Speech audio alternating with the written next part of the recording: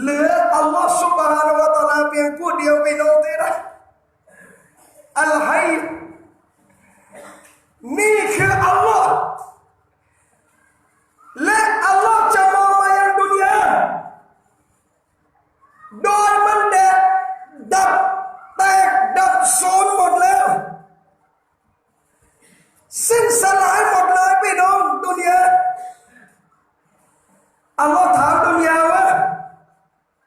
ยาดุนยาโอ้ดุนยาเอ๋ย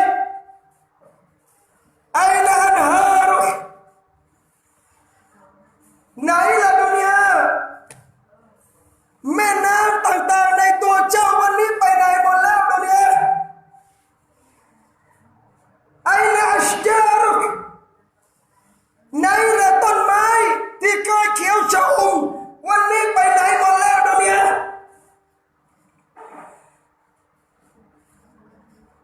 แล้ววันนี้ใครเป็นผู้มีอำนาจสูงสุดลิมานินมุลกุลิยม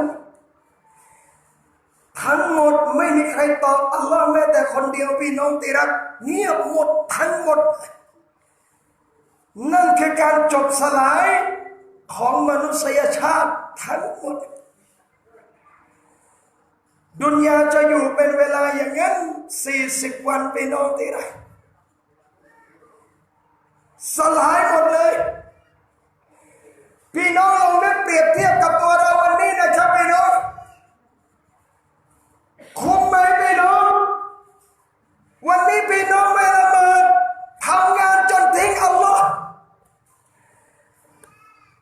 คุ้มไหมครับพี่น้องวันนี้เราทำงานตุ้มเตะดุนยาจนลืมอาคิเราะห์เราเอาเรื่องดุนยาจนเราไม่สนใจเรื่องศาสนาทั้งหมดมันจะพินาศเมื่อถึงวันหนึ่งของมันแล้วจะไปกับเราในวันนั้นเหลืออามันเราอย่างเดียวพี่น้องครับดุนยาอยู่อย่างนั้นนี่คือเห็นว่าอัลลอฮ์จะให้เห็นว่าดุนยาที่เจ้าแสวงหาไม่มีราคาอะไรเลยหน้าที่อัลลอฮ์เราแค่นั้นในดุนยาหากแม้ดุนยานี้ตะดิลุอินดัลลอฮ์จะนาฮาบะอูดถ้าดุนยาวันนี้มันมีค่าเท่ากับปีกยุงหน้าที่อัลลอฮ์จะไม่ให้กาเฟรินดื่มน้ำแม้แต่อึกเดียวพี่น้องที่รักดุนยาไม่มีค่าอัลลอฮ์ให้หมดทั้งคนที่อัลลอฮ์รักและอัลลอฮ์เกลียดคนรวยอย่าคิดว่าอัลลอฮ์รักคนจนอย่าคิดว่าอัลลอฮ์เกลียด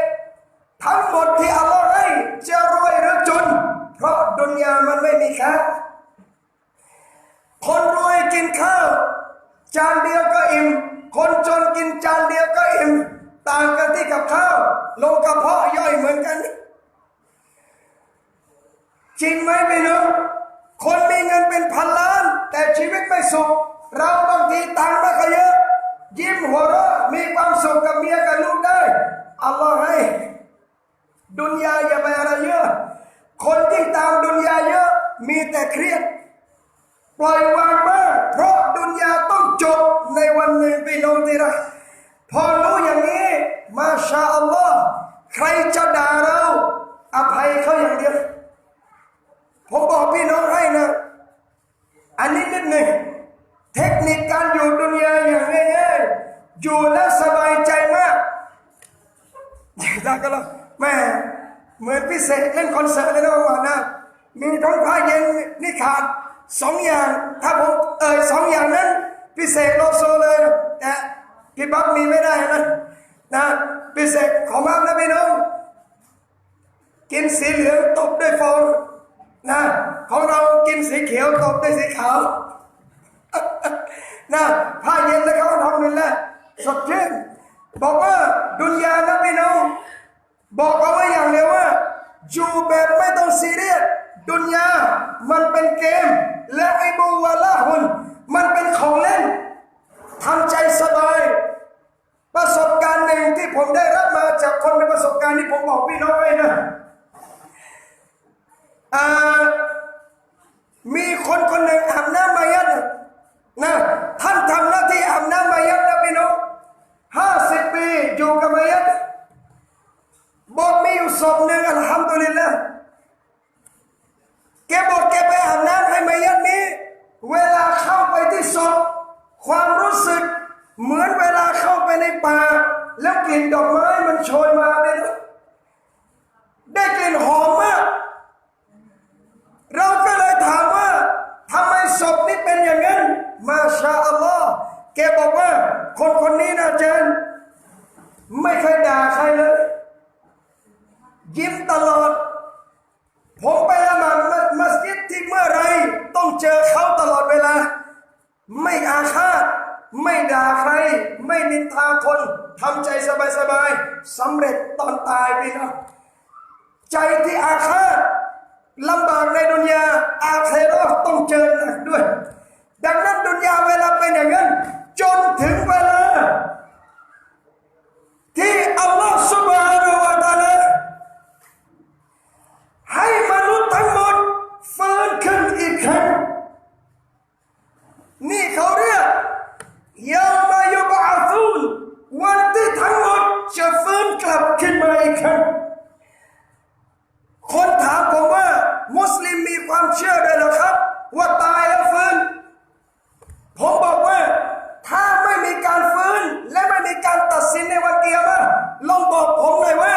ดุนยาเนี่ยความยุติธรรมอยู่ที่ไหนพี่น้องลองบอกผมสิครับเราทะเลาะกับคนเนี่ยคู่กรณีเรามีเส้นมันหลุดเราโดนเราเป็นคนไม่เรียนหนังสือไอ้คนเรียนรู้กว่าเราหลอกเราทางกฎหมายบางทีเจอเส้นมันหลุดเราโดนแล้วถ้าไม่มีวันกิยามะฮ์ความยุติธรรมจะอยู่ไหนพี่น้องมนุษย์ให้ความยุติธรรมกับมนุษย์ไม่ได้ถ้าไม่ตามอัลลอฮ์มนุษย์มีใจชั่วร้ายทั้งนั้นแหละพี่น้องถ้าไม่ขัดเกลาด้วยศาสนาไม่มีทางยากมาก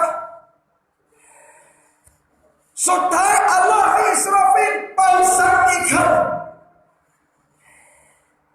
และวินาทีเดียวพี่น้องมักลุกทั้งหมดฟื้นขึ้นทันทีแม้กระทั่งสัตว์มาชาอัลลอฮ์สัตว์ยังฟื้นสัตว์ยังลุกขึ้นคนที่ลุกขึ้นทั้งหมดจะเปลือยกายทั้งหมดจะไม่มีเสื้อผ้าคนแรกที่จะลุกขึ้นมาไปน้องในวันนั้นคือท่านนบีมุฮัมมัดศ็อลลัลลอฮุอะลัยฮิวะซัลลัมมาชาอัลลอฮ์นบีฝังที่ไหนพี่น้องที่มะดีนะห์ใช่หรือไม่แล้วผมถามว่าคนที่ถูกฝังที่บักเกียคนที่ไปตายที่มะดีนะห์แล้วก็ฝังกุโบร์แถวนั้นลุกขึ้นมาอัลลอฮ์เห็นนบีก่อนเพื่อนนบีบอกใครที่ถ้าท่านมีความสามารถถ้าตายได้ที่มะดีนะห์จงตายเถอะครับใครตายที่มะดีนะห์นบียืนยันนบีจะชฟาอะห์ให้เคยไหมฮะไปอุมเราะห์แล้วขอตายเลยที่มะดีนะห์มาไม่น่าจะขอนะเราไปนี่เราถามแซ่แล้วแซ่วันไหนช็อปปิ้งนะวันไหนจะซื้ออบายะกี่คนไปอย่าล้อขอยก็ต้องตายที่มะดีนะห์โดยอัลลอฮ์ขอจริงๆอร่อยตายจริงนะพี่น้องจริงๆนะครับแผ่นดินมะดีนะห์แผ่นดินฮารอมนะพี่น้องไม่เหมือนกับที่อื่นนะครับพูดยังไงตั้งใจยังไงได้ยังไงสามีปัญญาคู่หนึ่งพี่น้องขอดุอาให้ตายพร้อมกันกลับมาเรียบร้อยอุบัติเหตุไปพร้อมกันเลยพี่น้องที่รักนบีบอกเวลาตื่นขึ้นพี่น้องนบีฟื้นคนแรกคือนบีและมนุษยชาติจะลุกขึ้นอุรอ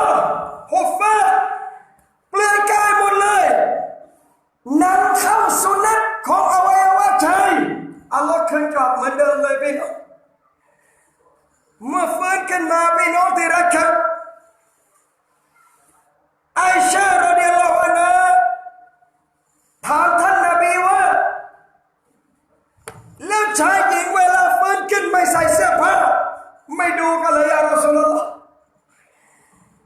นบีบอกว่าอัลอัมรุเหตุการณ์ในวันนั้นไอชาอัชชัดดุมินอัยยันซุรบะดุมิลาบะดุอัลกุรอานกล่าวศ็อลลัลลอฮุอะลัยฮิวะซัลลัมเหตุการณ์ในวันนั้นมันน่ากลัวเกินกว่าที่ใครจะมานั่งดูกันแล้วไอชาแล้วเวลาลุกขึ้นทั้งหมดก็จะเดินไปยังทุ่งมาชัดกันทั้งหมดเลยพี่น้องที่รักมีเอาเท้าเดินปกติและมีแบบเอาหน้าเดินไปขาชี้ฟ้าและเอาหัวเดินต่างตีนเดินไปเลยขออัลลอฮ์ให้เราได้เดินปกติด้วยพี่น้องอามีนเขาเดินไปในสภาพวันนั้นตามความชั่วและความดีของแต่ละคนเดินไปยังมัสยิดรอการตัดสินจากอัลลอฮ์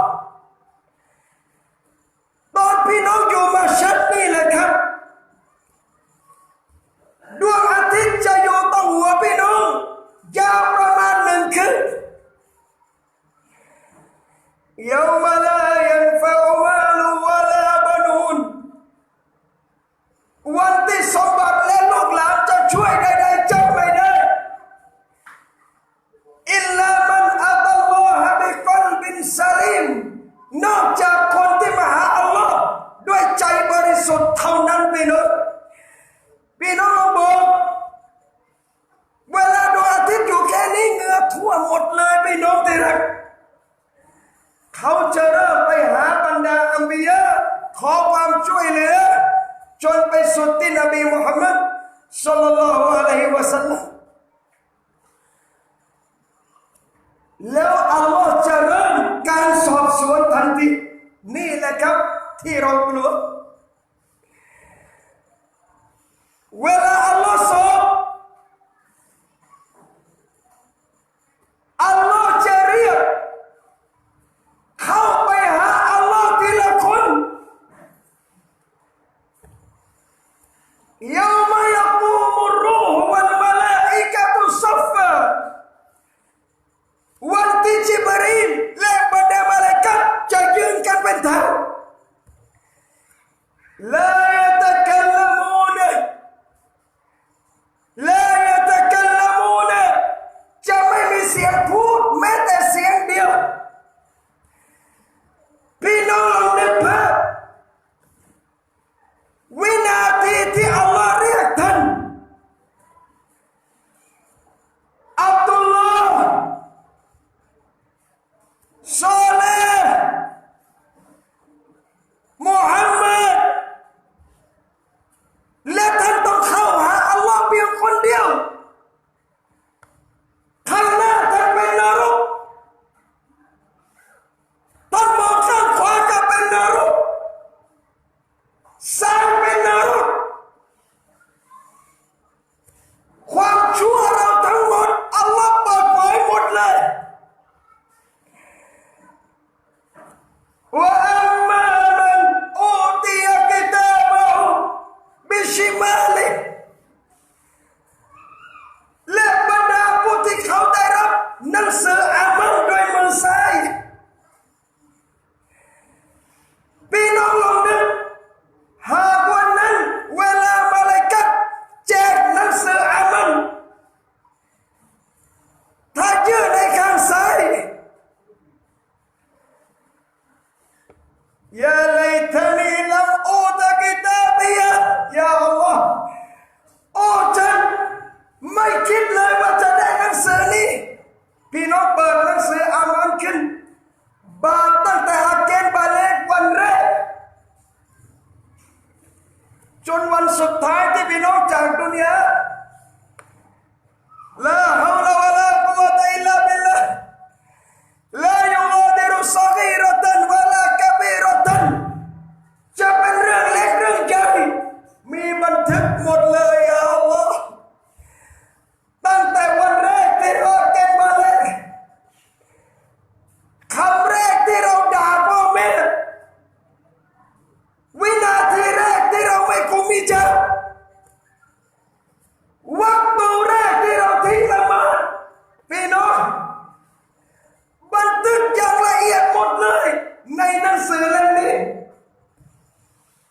อ่านสิพี่น้องอ่านสิท่านแล้วประท้วงอัลลอฮ์แล้วบอกอัลลอฮ์ว่าอย่าอัลลอฮ์ที่เขียนตรงนี้ไม่จริงอย่าอัลลอฮ์พี่น้องบอกอัลลอฮ์สิมาลาอิกะฮ์บันทึกไม่ถูกอย่าอัลลอฮ์ฉันไม่ได้ทำผู้จะเป็นพยานให้พี่น้องคือสิ่งนี้พี่น้องที่รักคือสิ่งนี้พี่น้องที่รักคืออันนี้พี่น้องที่รักคือเท้าพี่น้องที่รักอวัยวะท่านจะเป็นพยานแก่ตัวท่านเองหมดหนทางแก้ตัวคุดูฟะกุลูซุมมัลญะฮีมซัลลูอัลลอฮ์คำสั่งจงจับและเอาโซ่แล้วโซ่ที่อัลลอฮ์ใช้ล่ามชาวนรกเวลาจะเอาเข้านรก70 ดิราะห์มันจะยาว70 ศอกพี่น้องที่รักผูกคอชาวนรกแล้วจะดึงเข้าจานตะโกนสิพี่น้องเรียกลูกพี่ท่านหนีให้ได้เรียกคนช่วยให้ได้วันนั้นอัลลอฮฺ سبحانه และ تعالى มาลิกยอมิดดีนอำนาจทั้งหมดอยู่ที่อัลลอฮ์แล้วท่านทั้งหลายทำไมเจ้าอยู่ดุนยาไม่เตาบะห์ไปร้องไห้ในตุงมาชะร้องจนน้ำตาท่วมอัลลอฮ์ก็ไม่รับเตาบะห์พี่น้องร้องจนขาดใจอัลลอฮ์ก็ไม่ให้กลับดุนยาหมดเวลาบอกขอเลยยามุลจาซานี่คือวันตอบแทนในสิ่งที่เจ้าทำและพวกเจ้าจะต้องไปหยุดตรงซิรอตเพื่อเดินข้ามมันไปอีกครั้งซิรอตมืดมากพี่น้องที่รักมืดมากๆท่านมองไม่เห็นเลยว่าอะไรอยู่ข้างหน้าข้างล่างของมันเป็นนรกฝั่งตรงข้ามมันคือสวรรค์ถ้าท่านข้ามได้ท่านได้เข้าสวรรค์ของอัลลอฮ์แล้วและอุมมะห์นบีมุฮัมมัดศ็อลลัลลอฮุอะลัยฮิวะซัลลัมพวกเราจะเป็นกลุ่มแรกที่จะได้เริ่มข้ามซิรอตก่อนประชาชาติอื่นพี่น้องที่รักทุกเสียงเงียบหมดเวลาอยู่หน้าซิรอตแล้วจะเดินข้ามไปแต่ละคนพี่น้อง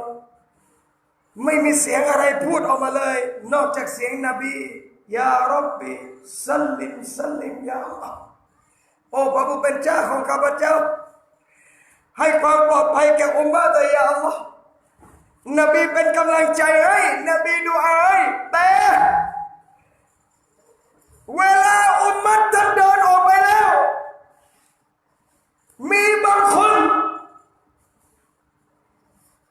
ความมืดที่อยู่ตรงหน้าเวลาเขาจะเดินมาชาอัลลอฮ์นูรแสงสว่างมาอยู่ต่อหน้าเห็นหมดเลยอะไรคือแสงสว่างนี่คืออามัลที่เขาทำดุนยาเขาเดินไปได้พี่น้องที่รักบางคนนบีบอกว่าเขาจะสามารถเดินตั้งแต่ต้นสะพานไปยังปลายสะพานเหมือนกับฟ้าเลยปั๊บถึงเลยยาอัลลอฮ์ขอให้เราเป็นคนกลุ่มนั้นด้วยยาอัลลอฮ์อามีนดุอานะพี่น้องให้เราเป็นคนที่ผ่านสะพานซิรอตดุดฟ้าแล้วเพราะเมื่อใดถ้าเจ้าตกลงไป นั่นคืออายะนะทั้งชีวิตเจ้าวันที่เจ้าจะได้รับการอัปยศที่สุดในวันนั้นบางคนเดินออกไปเขาไปเหมือนม้าเร็วช้ากว่าม้าเล็บไปเหมือนม้าวิ่งบางคนไปเหมือนคนเดินไปเหมือนคนวิ่งบางคนไปเหมือนคนคลานและบางคนอินนาลิลลาห์วะอินนาอิลัยฮิรอญิอูนเขาตกลงไปพี่น้องนะอูบิลลาฮิมินซาลิกพี่น้องเวลาตกจากปากเหวญะฮันนัมปากเหวนรกนะครับพี่น้องครั้งหนึ่งท่านนบีศ็อลลัลลอฮุอะลัยฮิวะซัลลัมได้นั่งอยู่กับซอฮาบะห์ท่านและนบีก็ได้ยินเสียงดังมากนบีถามซอฮาบะห์ว่าอัตดารูนะพวกเจ้ารู้ไหมว่าเสียงอะไรเสียงดังมากซอฮาบะห์บอกว่าอัลลอฮฺวะรอซูลุฮุอาลัมอัลลอฮฺและรอซูลเท่านั้นที่รู้เราไม่รู้นบีบอกว่าที่เจ้าได้ยินเมื่อกี้นั่นคือเสียงก้อนหินก้อนนี้ถูกโยนลงจากปากเหวนรกเมื่อ70 ปีที่แล้ววันนี้เพิ่งถึงก้นนรกและถ้าเป็นคนล่ะพี่น้องที่รักครับไม่แปลกเลยในวันกิยามะห์วันนั้นดุอาหนึ่งที่คนจะขอกับอัลลอฮ์เขาจะขออะไรรับบานาอัคริจนายาอัลลอฮ์ขอเราออกจากนรกด้วยยาอัลลอฮ์ขอเราออกจากนรกยาอัลลอฮ์ขอกลับมาดุนยาเราจะทำอามัลศอลิฮ์แล้วยาอัลลอฮ์เราเจ็บแล้วยาอัลลอฮ์เราทรมานยาอัลลอฮ์ขอกลับดุนยาพี่น้องในอายะห์กุรอานซูเราะห์อื่นฟะตะรฟูบิซัมบิฮิมชาวนรกทั้งหมดจะสารภาพในความผิดตัวเองยอมรับหมดเลยพี่น้องแต่มันหมดเวลาในการกลับตัวแล้วสำหรับชาวนรกแล้ววันนั้นชัยฏอนหรืออิบลิสมันจะปราศัยครั้งใหญ่สุดท้ายในวันนั้นลัมมากุฎิยัลอัมรวะกาลชัยฏอนลัมมากุฎิยัลอัมรชัยฏอนจะพูดเวลาอัลลอฮ์ตัดสินเสร็จหมดเรียบร้อยบอกว่าแท้จริงอัลลอฮ์สัญญาอะไรกับพวกเจ้าอัลลอฮ์พูดจริงนะส่วนใดที่ข้าสัญญาอะไรเอาไว้วันนี้ข้าหลอกหมดเลยอิลลาอันดะอูตุกุมฟัสตะจับตุมลีฟะลาตะลูมูนีวะลูมูอันฟุซะกุมอิบลิสมันบอกว่าฉันแค่ชวนเองแต่เจ้าตามวันนี้อย่าด่าฉันจงด่าตัวเองจริงไหมครับพี่น้องผมพูดหลายที่พี่น้องบอกกับวัยรุ่นบอกกับไม่วัยรุ่นบอกวันนี้เวลามึงกินเหล้าชัยฏอนจับมือให้กินเหรอครับเวลามึงไม่ไปละหมาดชัยฏอนจับตีไม่ให้เดินเลยมาพูดให้ชัดเลยเวลาไม่ไปโซดาชัยฏอนล็อกประตูเหรอครับเปล่าเลยมึงไม่ไปเองมันแค่ด่าว่ามันแค่เรียกร้องฟัสตะจับตุมลีและเราก็ตอบรับถ้าไปนรกวันนั้นอิบลิสต้องการที่สุดคือคนลงนรกกับมันวันนี้อัลลอฮ์รักเราอยู่อัลลอฮ์รักผมอัลลอฮ์รักท่านอินชาอัลลอฮ์บางคนบอกอาจารย์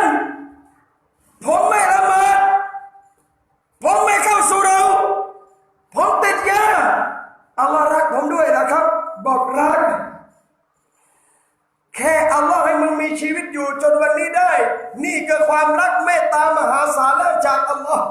แค่รอว่าเมื่อไหร่มึงเตาบัตเท่านั้นเองเตาบัตนะพี่น้องอย่ารอวันกิยามะห์กิยามะห์คือวันสุดท้ายและไม่มีประโยชน์อะไรเลยในการเตาบัตวันนี้พี่น้องร้องไห้กับอัลลอฮ์แค่น้ำตาหยดเดียวถ้าอัลลอฮ์เมตตาลบความผิดพี่น้องทันทีนะครับอินชาอัลลอฮ์แต่ไปวันกิยามะห์ชาวนรกจะร้องไห้เวลาเข้านรกพี่น้องจะไม่มีตัวเอียดๆแบบเราทั้งหมดขยายไซส์หมดเลยพี่น้องแค่ฟันอย่างเดียวฟันกรามตรงนี้ใหญ่เท่าภูเขาอูฐภูเขาอูฐ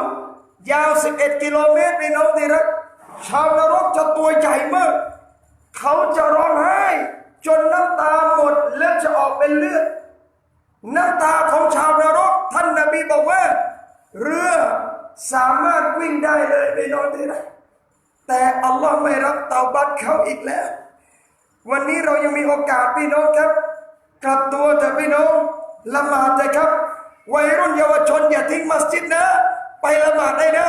หมดเวลาในการทำอะไรอย่างอื่นแล้วฟื้นฟูอิสลามให้ได้ฟื้นฟูงานศาสนาให้ได้ทำงานอิสลามให้ได้แล้วตายในงานดาวะห์ให้ได้ตายในงานศาสนาให้ได้ให้เราเป็นคนหนึ่งที่ไม่ขาดทุนในวันกิยามะห์และมันมีอีกคนบางประเภทขอดุอาให้เราได้เป็นคนแบบนั้นด้วยยาอัลลอฮ์อามีน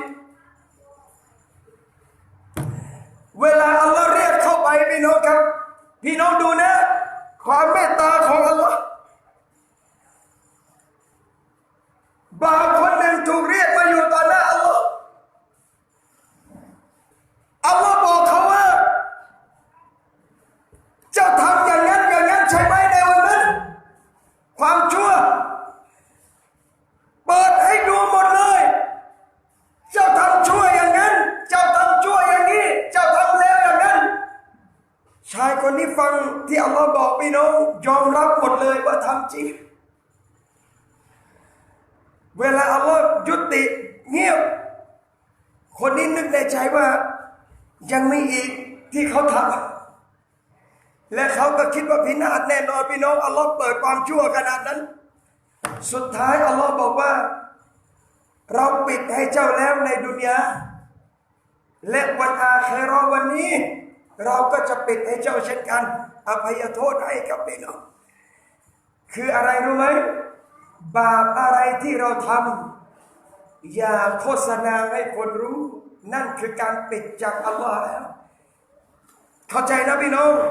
เมื่อคืนกินเหล้ามาเช้านี้อย่ามาคุยโวให้คนฟังโอ้เมื่อคืนลอยเว้ยซัดหงเปียวๆนะเมื่อคืนกูดกไอ้แปะยังงงเลยนะแปะยังยกธงขาวพี่น้องคนกาเฟ่ยังยอมมุสลิมบางทีนะของเขาผสมของเราเพียวจริงไหมบ้างระนองก็ไม่ใช่ย่อยหรอกครับพี่น้องนะมุสลิมเราเวลาเราไปเจอกันเยอะพี่น้องอันนั้นเลยเมื่อคืนไปกินมาแล้วเช้านี้อย่าโฆษณา